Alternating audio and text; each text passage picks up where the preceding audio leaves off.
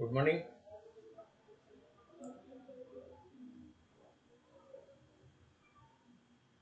Let's start the current discussion for the day.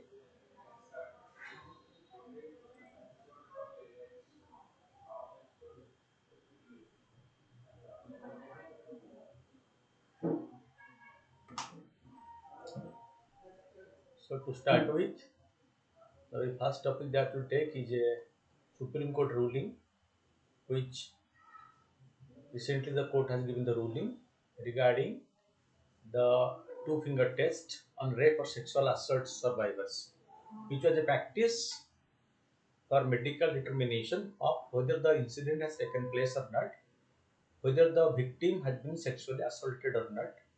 To prove that, the doctor conducted two-finger test.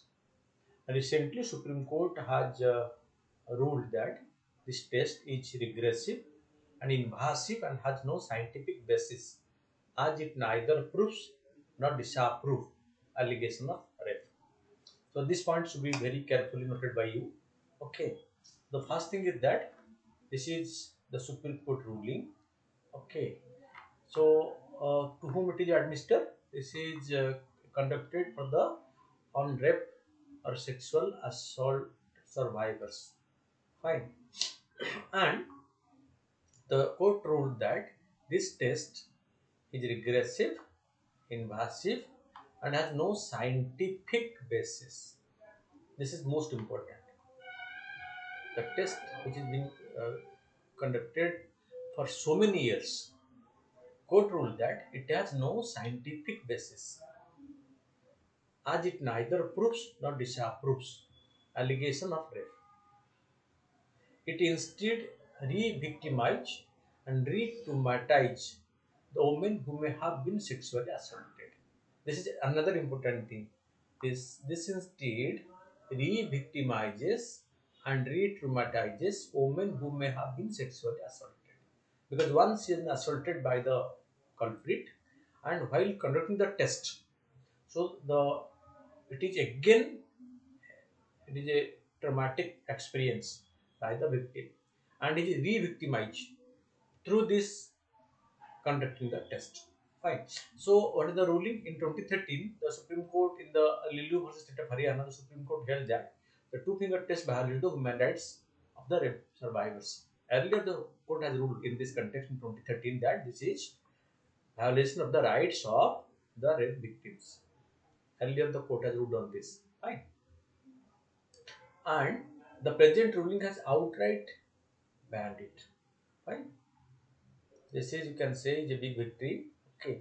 And Justice Verma committee, which has appointed after the Nirbhaya case, the committee in 2013 has recommended the discontinuation of the two-finger test, which is conducted to determine the laxity of the vaginal muscles. Justice Verma committee was constituted to recommend amendments to the criminal law so as to provide for quick trial and enhanced punishment for the criminals accused of committing sexual assault against women after the Nirbhaya case in Delhi. Okay.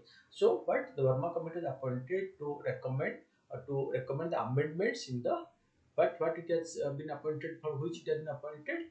It has been appointed. The Justice Verma committee has been appointed by the government of India. Okay. So by the so to determine and to recommend amendment to the criminal law. Okay. Amendment to the criminal law. Okay, so as to provide for quicker trial and enhanced punishment for criminals accused of committing sexual assault against women. Right. So this is what the Burma committee, and it has also been recommended. It has also recommended that this is to be phased out. Okay, the two-finger test is an invasive, unscientific, and aggressive practice where the two fingers are inserted into the vagina to assess the laxity of the vaginal muscles and examine the hymen.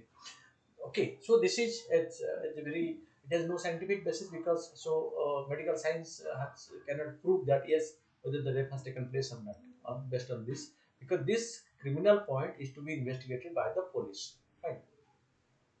So the issue invalid for sexual active women, the test is based on the incorrect assumption that sexually active women cannot be raped. No evidential value in the ମୁଁ କାଲି actually ମାନେ ଟିକେ late ହେଇଗଲା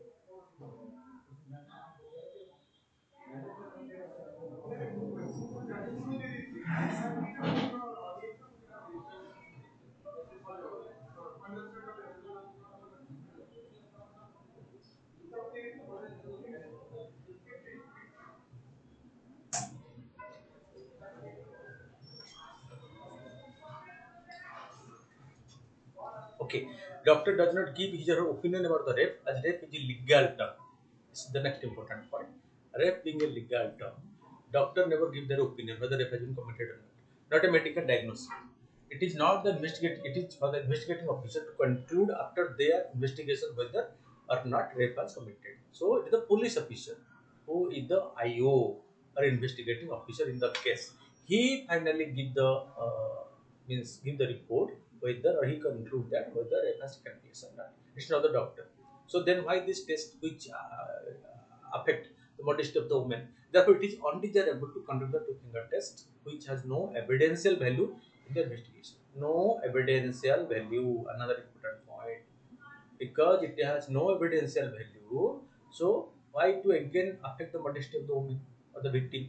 More victimizing the test, instead re-victimize and re-traumatize the woman who may have been sexually assaulted and is an affront to his dignity. Definitely, this is what is, and this is going on since so many years. Although everyone realize this is undesirable, this has no scientific basis. Even the involvement of whether rape has taken place or not, whether that person, that lady has been victimized or not, cannot be concluded by the doctor. Then why this particular test which affects the woman's modesty?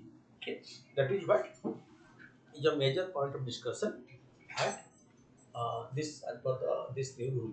Lack of training and adherence to guidelines. In 2013, the Union Ministry of Health issued guidelines and protocols prescribing the application of two-finger test. These guidelines were circulated to hospitals, but the doctors handling medical legal cases apparently did not take this instruction seriously.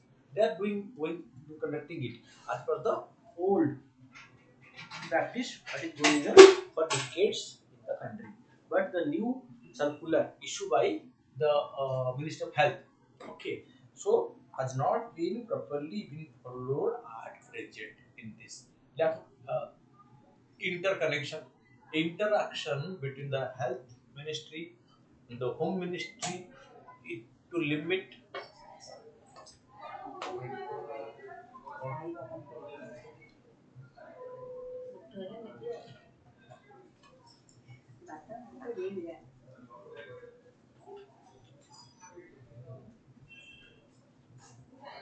Okay, so lack of training and adherence. Okay, lack of interconnection. Interaction between the health ministry and the home ministry and the police department is limited. Further, the health department is not one of the pillars of the interoperable criminal justice system. Okay, interoperable criminal justice system (ICJS). Okay, which one? So which is not part of this? The health department. Okay, this is purely the home department's concern. Right. An extension of the Communist Mission Board project, the Crime and Criminal Tracking and Network System (CCTNS). Okay, which link all the police network through digital networking system. And it is operational at each police stations at the country. The CCTNS to track the criminals is being made operational at each and every police station in the country.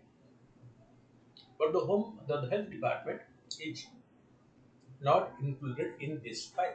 Suggestion: improve investigation and efficient institutional mechanism. All department which have a bearing on the investigation of the offences or are stakeholder in the criminal justice system must come together periodically so that they can exchange best practices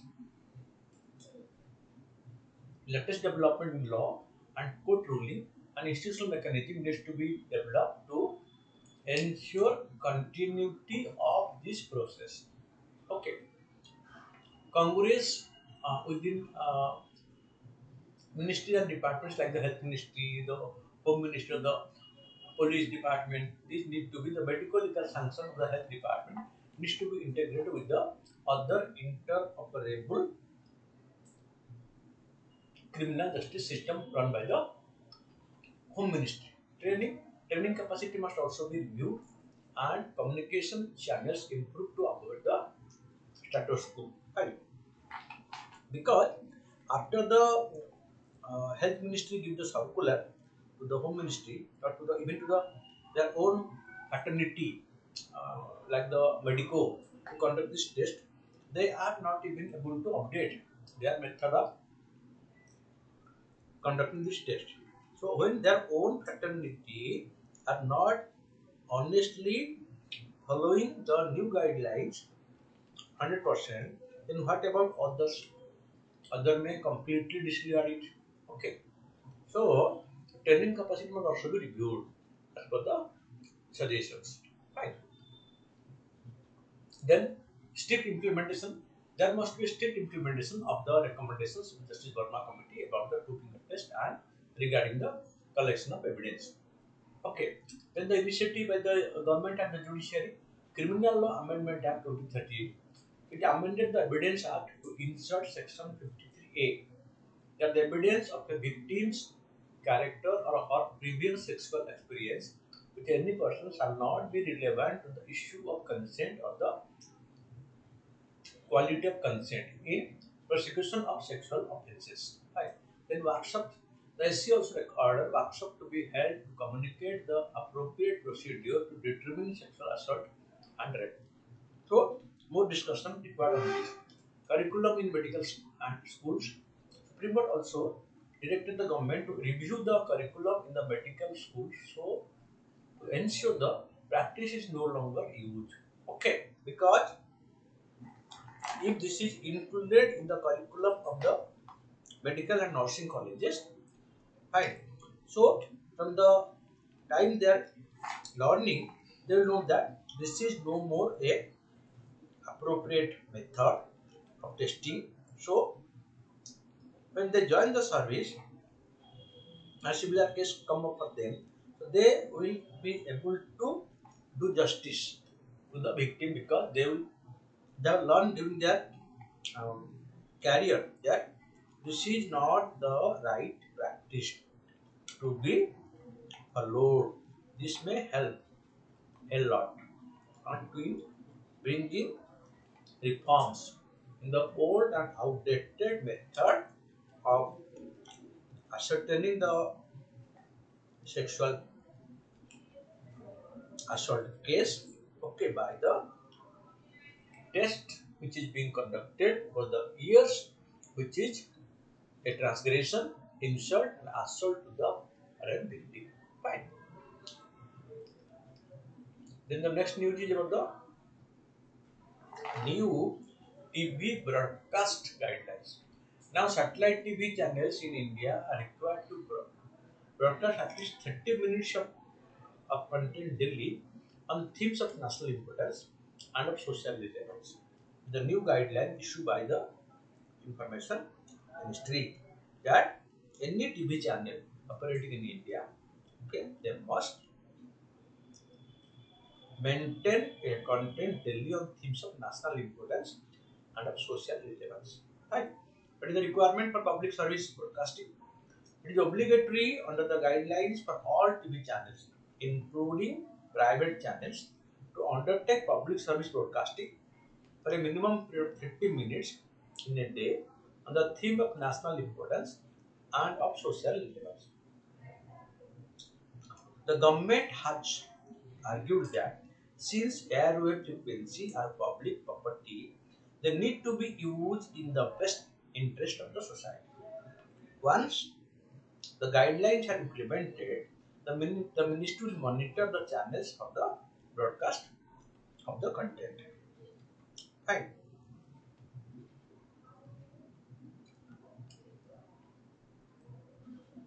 The condition applies to all channels except those specially exempted. The exemption may apply to wildlife channels and foreign channels, besides live telecast in case of sports channels. Broadcast companies will be allowed to uplink foreign channels from Indian telesports, which would create employment opportunity and make India a teleport hub for another country. Okay. Then national, what is the definition of national interest? The guidelines have identified 8 themes of national importance and of social relevance. But they are education and spread of literacy, agriculture and rural development, right, which must be regularly telecasted. Okay, health and family welfare. Okay, then science and technology. Okay, then welfare of women. Okay, and welfare of the weaker sections of the society. Okay, then protection of environment and of cultural heritage and national integration. Fine. These are the 8 domains on which they have to make regular program.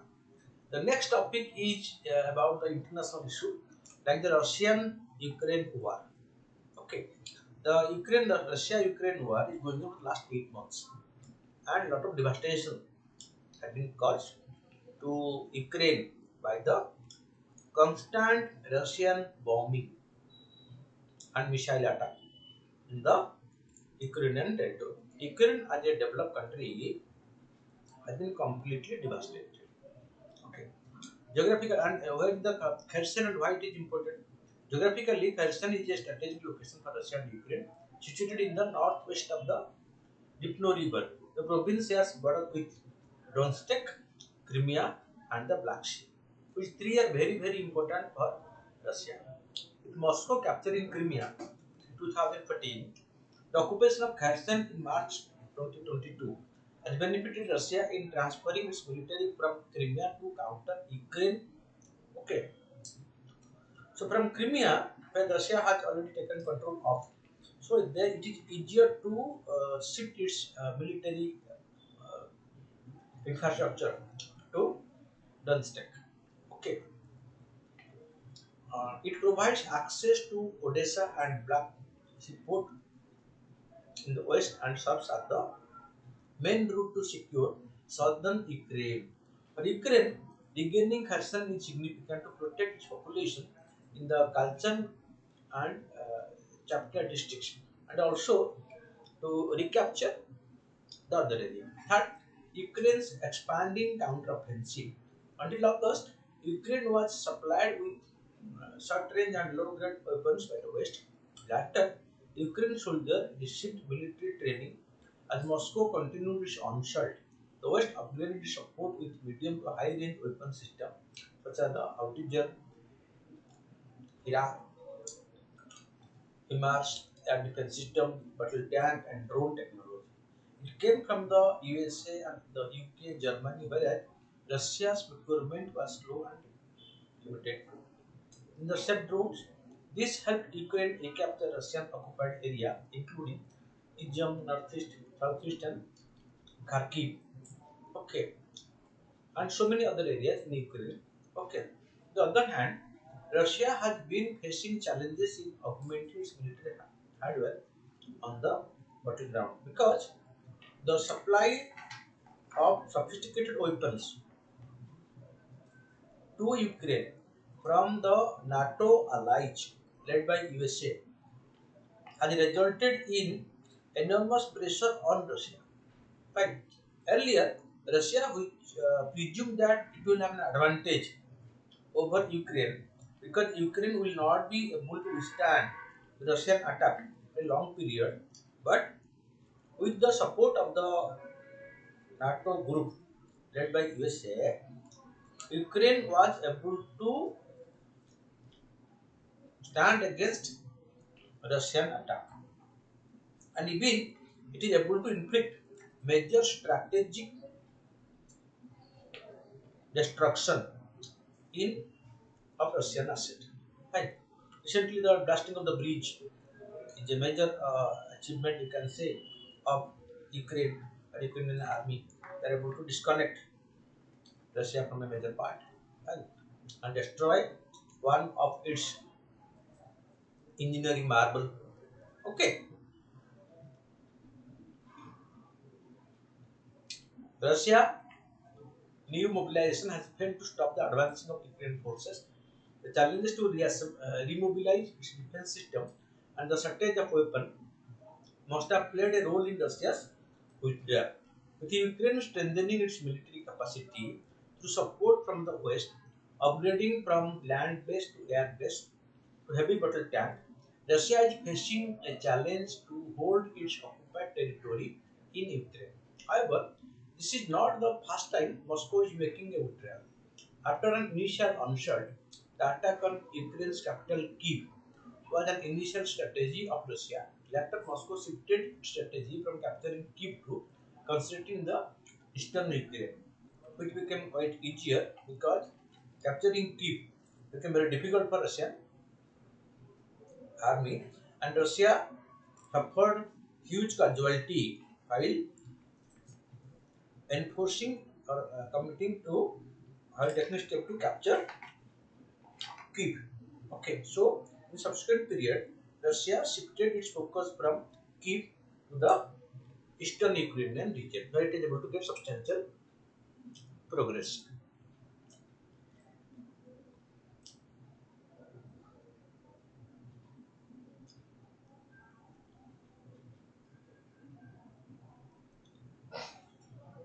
In early March 2022, Kherson was captured by the Russia through intense fighting. The Battle of Kherson proved to be starting point to capturing and occupying the southern port of Ukraine, while the Battle of Kharkiv and Kyiv in the north progressed. Russia's hold over Kherson since March 2022 enabled Moscow to capture the key port of the city, Mariupol, in the Sea Azov and Odisha, thus expanding control. Kherson's irrigation canal were used to defend positions, creating a strong line preventing Ukraine's counterattack. Russia also had positioned its soldiers in Kherson and stockpiled the ammunition. That is why Kherson is important for Russia. Why Moscow announced withdrawal from Kherson? There are three reasons behind the move. First is the mobilization failure. When Russia was advancing rapidly in capturing the southern and the northern city of Ukraine, its military personnel and weapon system started to run thin. Russia then pursued a partial mobilization as the next strategy to circumvent its on-ground limitations. The failure of new recruits added an additional challenge to Russia to keep its hold against the Ukraine counteroffensive in Kherson. That is means manpower and weapon deficiency. Secondly, the inability of Russia to govern Kherson. Despite imposing martial law, Russia could not effectively rule Kherson. The three-level security in the occupied area could not enforce Russia's control on the ground. Although Russia took over Kherson, it is unable to govern it or to run its administration from the soil of Kherson. That is another big challenge for Russia. Third, Ukraine's expanding counteroffensive. Until August, Ukraine was supplied only with short-range and low-grade weapons by the West. Later, Ukrainian soldiers received military training as Moscow continued its onslaught. The West upgraded its support with medium to high-range weapons systems such as artillers, HIMARS, air defense system, battle tank, and drone technology. It came from US, UK, Germany, while Russia procurement was small and limited to shared doors. This helped Ukraine recapture Russia occupied area, including the region northeast southern the regions. Okay, Kupinsk in the eastern Ukraine and northwest Kherson in the south. On the other hand, Russia has been facing challenges in augmenting its military hardware on the battleground. Okay, is it final or tactical? Move by Russia.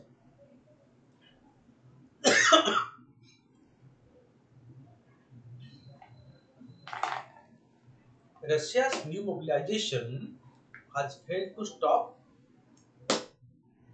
the advancing Ukraine forces. See, take it seriously.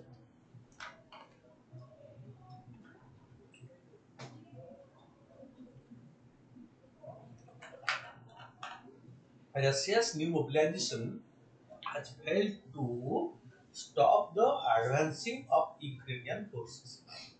The challenges to remobilize its defense system and the shortage of weapons must have played a role in Russian withdrawal.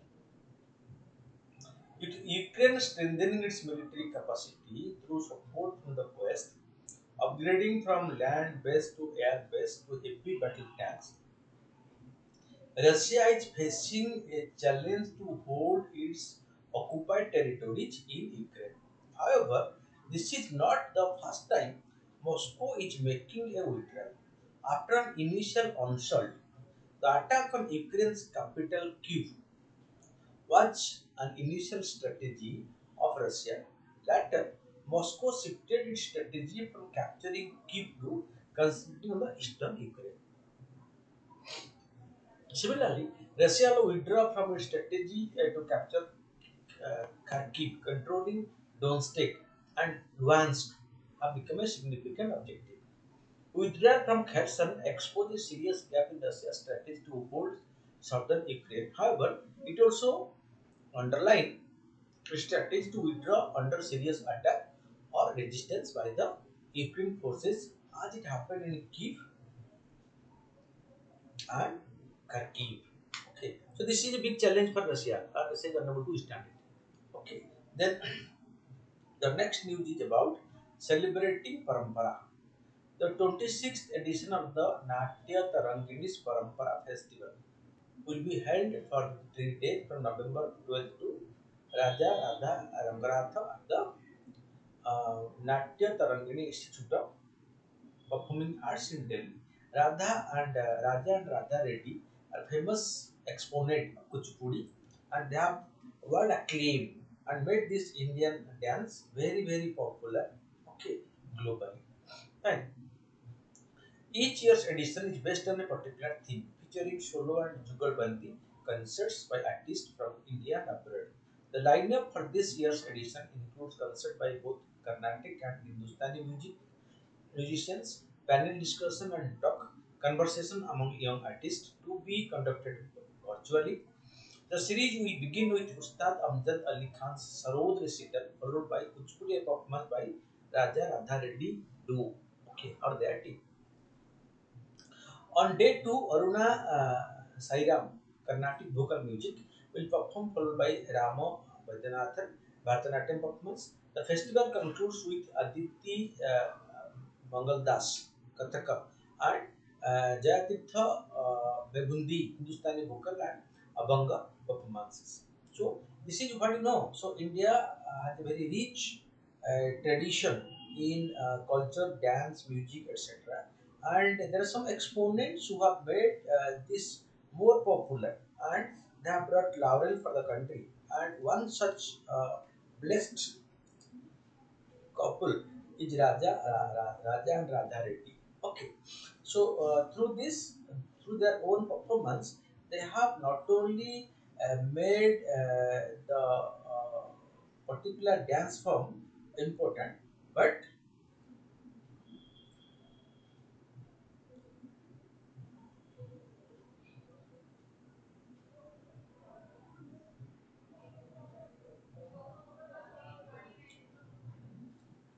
okay, made the system immortalized.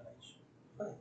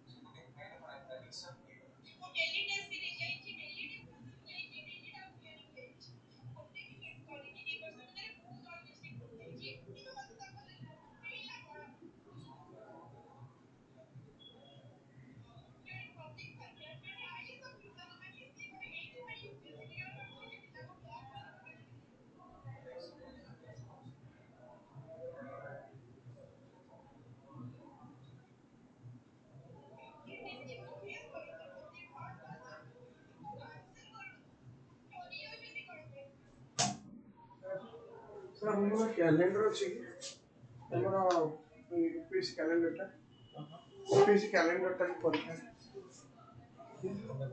ଆମର କ୍ୟାଲେଣ୍ଡରଟା ଆମ exam କ୍ୟାଲେଣ୍ଡରଟା ଆଚ୍ଛା ଆପଣ copy ନେଇ sir ମୁଁ xerox କରିଦେଇଥାନ୍ତି।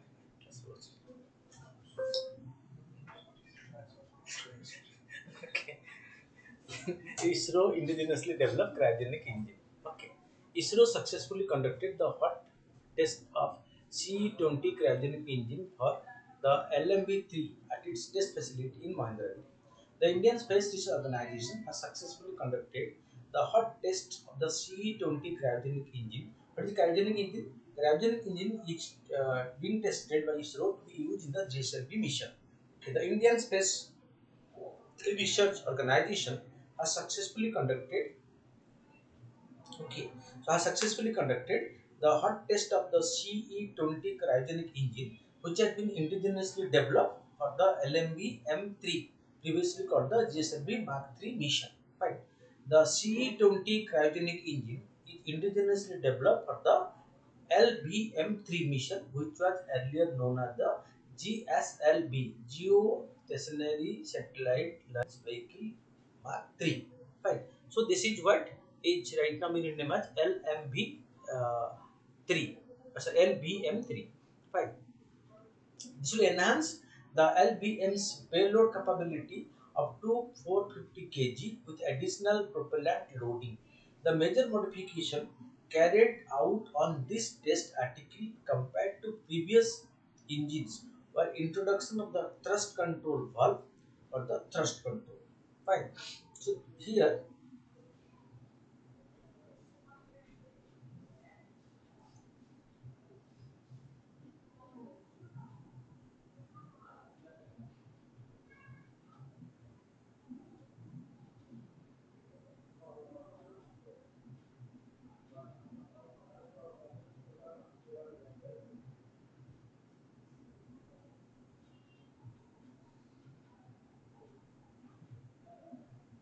fine. So the major modification carried out at this test article compared to previous engine were introduction of thrust control valve. Okay, the LVM3 is the heaviest launch vehicle of history. But recently, LVM3 launch vehicle placed 33 satellites on one way. This was LVM's first commercial launch. Okay, but this Okay, LVM3 then the launch vehicle Mark III.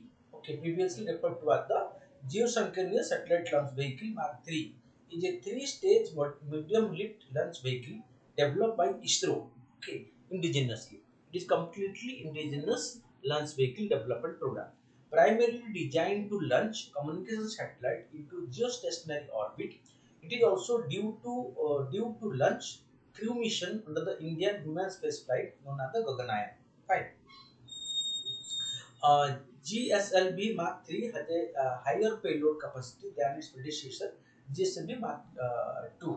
ISRO changed the name from GSLV Mark III to MBL3 after the successful launch of the LBM3 M2 mission. Right. So India is a major space power right now. It has been able to develop its own satellites. Okay, and right now India is trying to develop its own launch vehicle to launch all types of satellites from Indian launch stations. And India has perfectly developed its PSLV, Polar Satellite, or PSLV, Polar Satellite Launch Vehicle, which is India's most trusted launch engine. And India has successfully tested most of its, placed most of the satellites of Indian and foreign origin successfully, flawlessly using the PSLV technology. The next upgradation is the GSLV technology, and GSLV technology. Okay,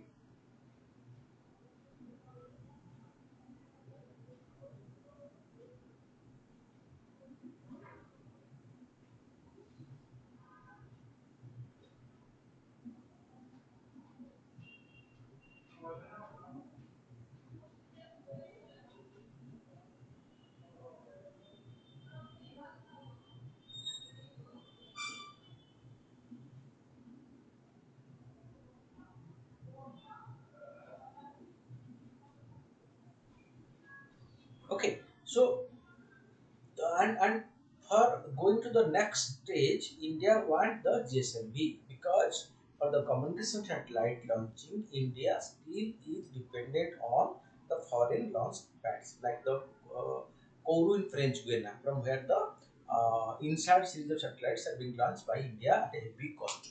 So to check this and to make India or to improve India's space power, India has started developing the GSLV, and the cryogenic engine is a big hurdle because the cryogenic engine was supposed to be provided to India by Russia, but coming under global influence and especially American pressure, Russia denied us to provide the cryogenic technology to India.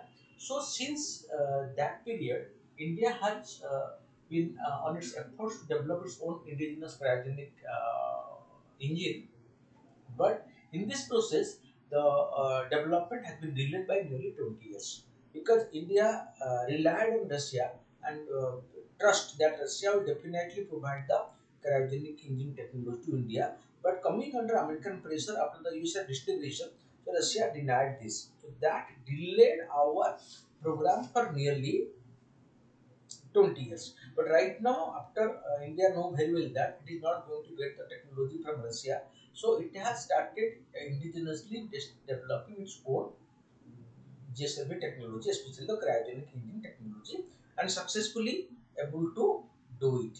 India is able to do it, so it has been testing it regularly. Okay, so the day is not far when India will be able to test it.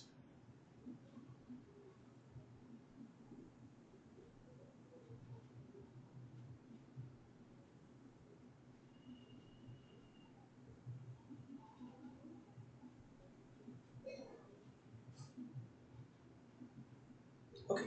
So then the Nada Prabhu Kempagowda contest. Prime Minister Narendra Modi arrived in the Bengaluru to unveil the 108 feet tall bronze statue of Nada Prabhu Kempagowda, credited to be the city's founder. The city of Bangalore, okay, was founded by Kempagowda. Okay,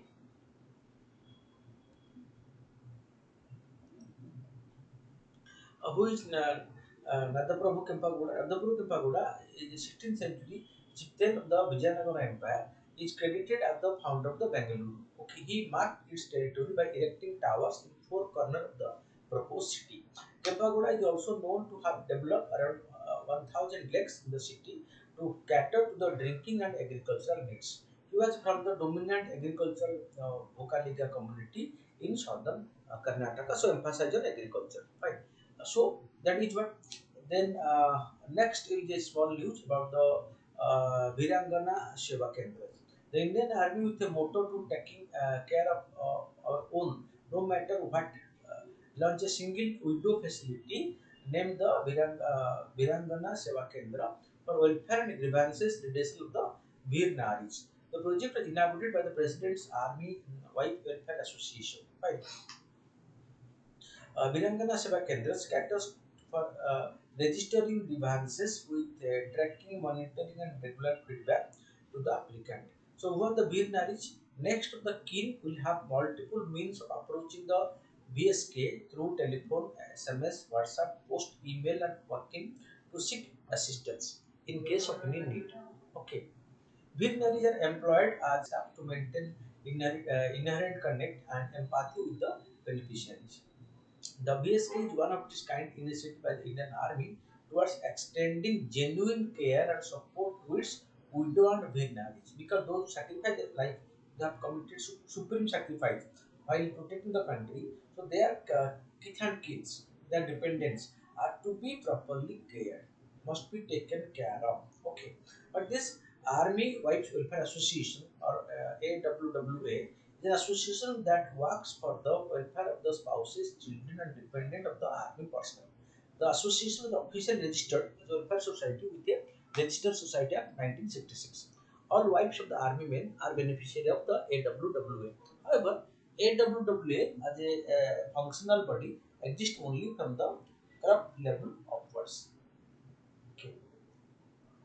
Below the crop level, the AWW presides through its family welfare organization. Okay, so right now, this Kendras will be able to cater to all the needs and grievances of the uh, dependent of the person from the military who have committed supreme sacrifice while defending the country. Right, and as a mark of respect, okay, this is being done. Fine. Then comes Indian Biological Data Center. Indian Minister of State, Minister of Science and Technology dedicated the nation's India's first national repository for life science data for Indian Biological Data Center at Faridabad in Haryana. The Indian Biological Data Center is mandated to archive all life science data generated from publicly funded research in India. Fine. It has been established at Regional Center of Biotechnology, Faridabad, with a data disaster recovery site at National Informatics Center, Bhubaneswar. So, NIC Center in Bhubaneswar and the that your Regional Center for Biotechnology, Faridabad. Okay, so they will be maintaining this for India. Fine. Then, what will be the next topic? The National Information Center is a department of the Ministry of Electronics and Communication. The NIC covers infrastructure, IT consultancy, IT services. It has a data storage capacity of about 4 petabytes and house the Brahma high performance computing facility. The computational infrastructure and IBDC is also made available for researchers interested in performing computational Indian nuclear data archives and the Indian Nuclear Data Archive Controlled Access. Okay, IND and INDSC. Fine. This is for better research, so knowledge and dissemination of the information. It also hosts an online dashboard for the genomic surveillance data generated by the INSAC labs. The dashboard provides customized data submission, access, data analysis, services, and real-time SARS-CoV-2 variant monitoring access across India. IBDC is committed to the spirit of data sharing as per the findable, accessible, interoperable, and reusable principle, which is known as FAIR. F-A-I-R. F for findable, A for accessible, I for interoperable, and R for reusable principles. Fine. Then the next is the question, the long question today. India has the potential to the next space hub of the world, and this is purely on Indian space research. Okay, and on this,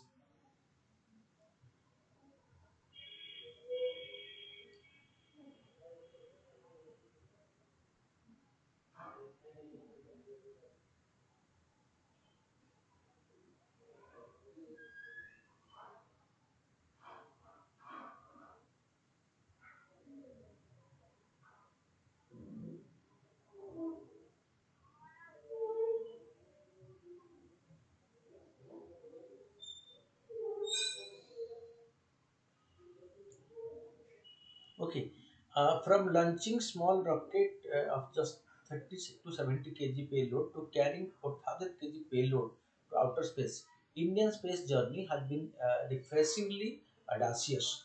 ISRO today is among the top 6 government space agencies in the world after the NASA, Rosatom, Roscosmos, Chinese agency. So, so the next credit comes for India.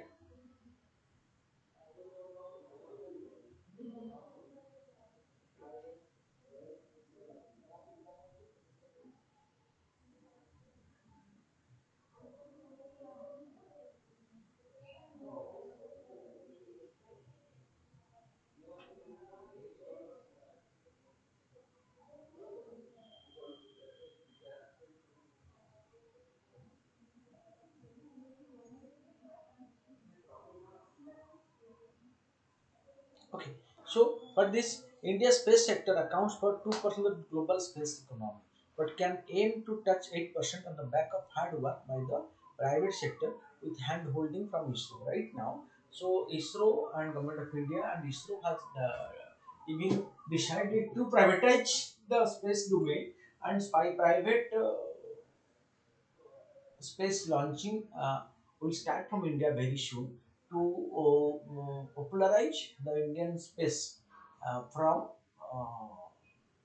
by the support of the private sector, because this one, so space launching of the satellites from Indian soil with the private participation will increase this tempo further. Right?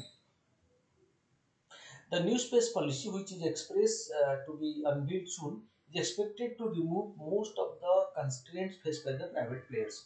India has the potential to have hundreds of space entrepreneurs, and the future of India will be scripted by young Indians. Demographic dividend. Achievements in space sector. PSLV, the Polar Satellite Launch Vehicle, is India's third generation launch vehicle and also the first launch vehicle by India that is equipped with liquid stages. Right? Chandrayaan 1 Chandrayaan 1 was India's first lunar mission, a mission to moon. Although the mission was concluded after communication was lost with the spacecraft in 2009, it still managed to give India's space program a major boost because India was successfully able to launch mission to the uh, lunar surface. Fine. Then the MOM Mars Orbiter Mission. Mars Orbiter Mission Mangalyaan was India's first interplanetary mission. The mission made India the first Asian country and the fourth in the world after Roscosmos of Russia, NASA of USA, and European Space Agency to get to the planet. Then the GSLV, the Geosynchronous Satellite Launch Vehicle, through is a space launch vehicle designed to launch satellite and other space objects into geosynchronous transfer orbit. A three-stage launcher with strap-on motor, GSLV had the capability to put a heavier payload in orbit than the PSLV. In the cryogenic engine used liquid oxygen as the oxidizer and liquid hydrogen as the fuel.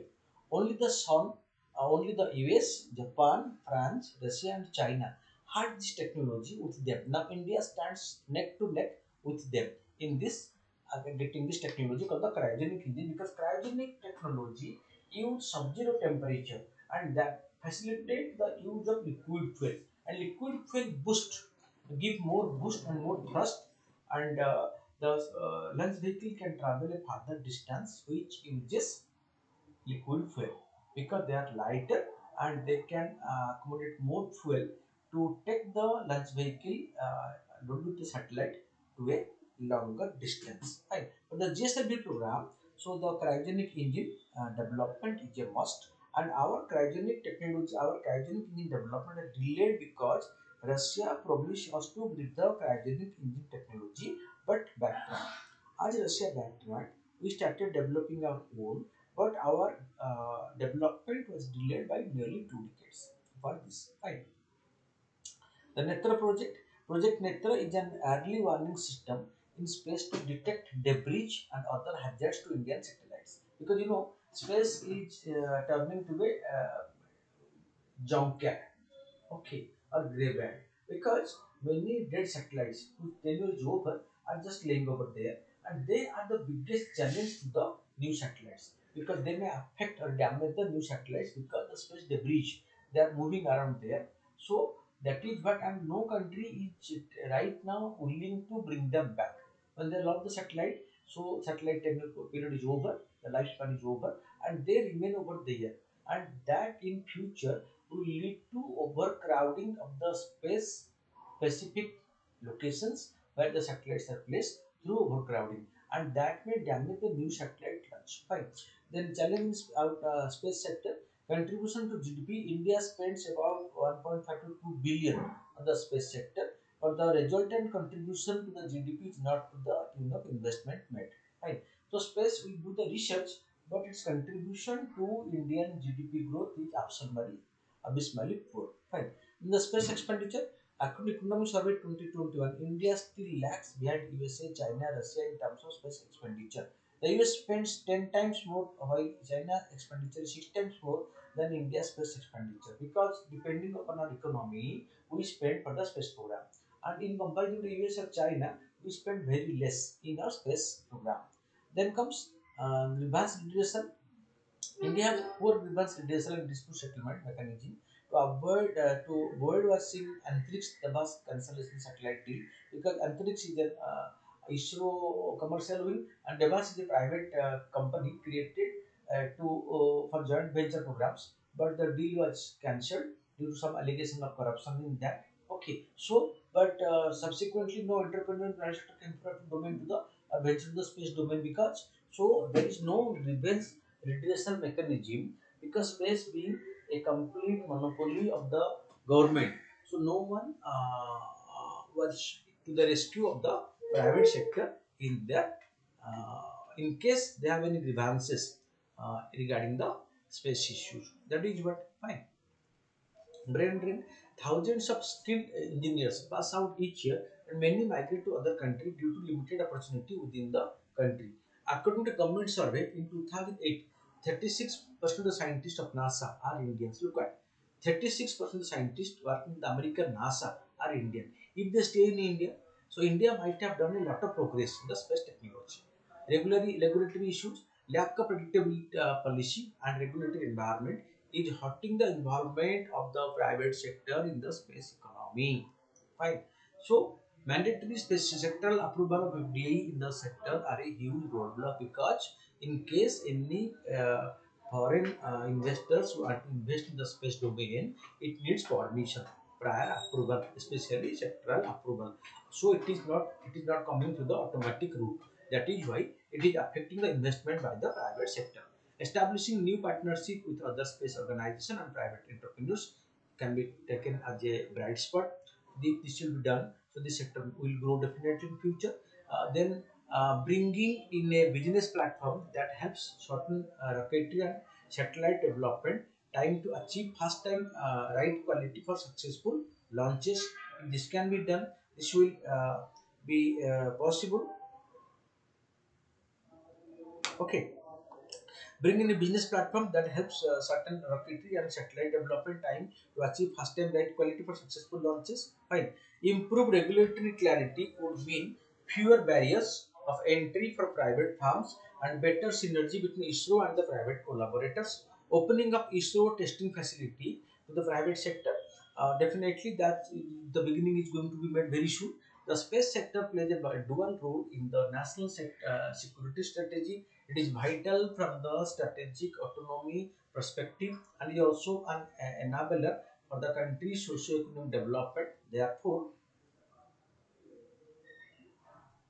right. So that means appropriate step must be taken to contain the issue blocking the space economy. So if these steps are taken timely, so then Indian space sector can grow substantially, and India, which is right now also recognized space power, can further enhance its credibility and commensurate economic benefit from that. Fine. Then coming to the MCQs, the day. Kherson is in the northwest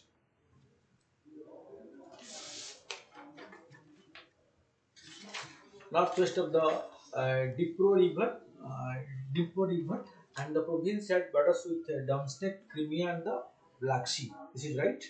It provides access to Odisha and the Black Sea port in the west, and serves as the main route to secure southern Ukraine. So both are correct. So answer will be C, both 1 and 2.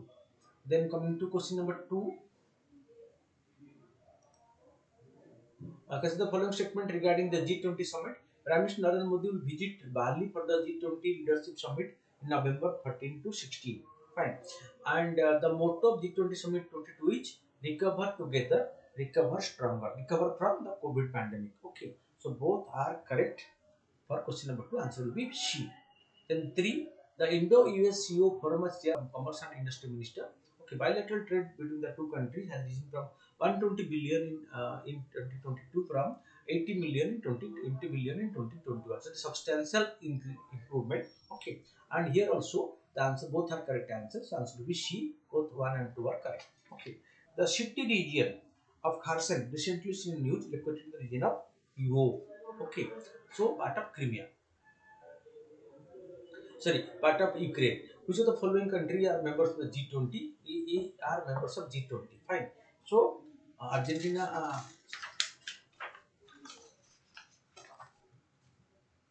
Okay. So, only UAE is not a member. Okay. So, United Arab Emirates is not a member. Rest all are members. So, C is not a member of the group. Fine. Then 6. Okay. So,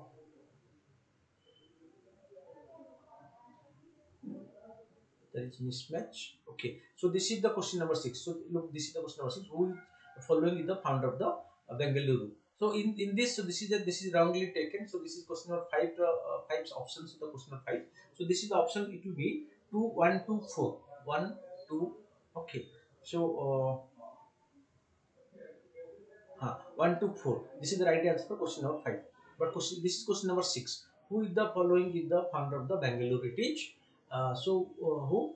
Okay, it is Kempagoda. Okay, Kempagoda one, the founder. He is a chieftain of a particular clan, and he established this as an agrarian area. Fine. Then consider the following statement about ISRO. Chandrayaan 2 will be launched to study the origin of the evolution of the moon. Okay, Chandrayaan has okay, Chandrayaan 2. Okay, Aditya 1 is India's first solar launch to study solar corner. Okay, Gagan launched by Ministry of Civil Aviation for the GPS loaded geo augmentation navigation.